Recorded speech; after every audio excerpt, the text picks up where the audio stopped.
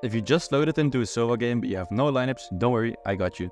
I'll give you 4 different double shock darts that you can use on any map. There's only a few criteria, but I'll get to that on this timestamp. If you don't have time for this, you can skip to this timestamp where you'll find every single lineup and the recap. Also, if you find your shock darts not to land at the same time, it doesn't really matter since it's not a big deal, but make sure they land within 1 second of each other. For the lineup you see on the screen right now, you start off by shooting a fully charged shock dart with 1 bounce to the ground. After about 6 seconds, you shoot another one right into the air with a full charge with 0 bounces. And the one that just landed started off with a full charge 2 bounce looking at the floor, followed up by a full charge 1 bounce after approximately 10 seconds. The first one takes 15 seconds to land while the other one takes 25 seconds.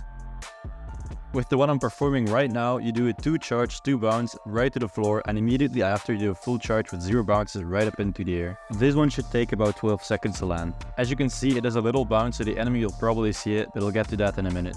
For the last and quickest one, you shoot a double charge 1 bounce to the ground and a double charge but no bounce into the air. This one lands in 7 seconds. Before you use it in a game, you should mind 3 criteria that you always have to look for. 1. Is it a flat surface? 2. Do you have airspace or is there a roof above you? And 3. Are there any obstructions or bumps on the floor? A clear example of a floor that's not flat at all is B-side on a sand. If you look at this, you can clearly see that the floor is curved, so don't expect your shock darts to go where you want them to.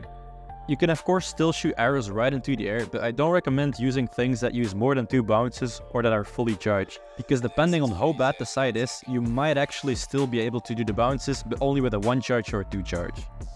Now, probably the most important one is just make sure that's an open sky, because if there is a roof above you, the shock dart will just stop and maybe even hit you yourself, so just mind it.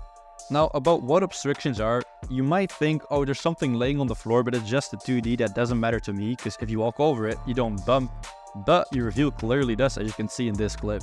So be sure to check the floor before planting. I'll put the recap on the screen right now so you can memorize it or just screenshot it.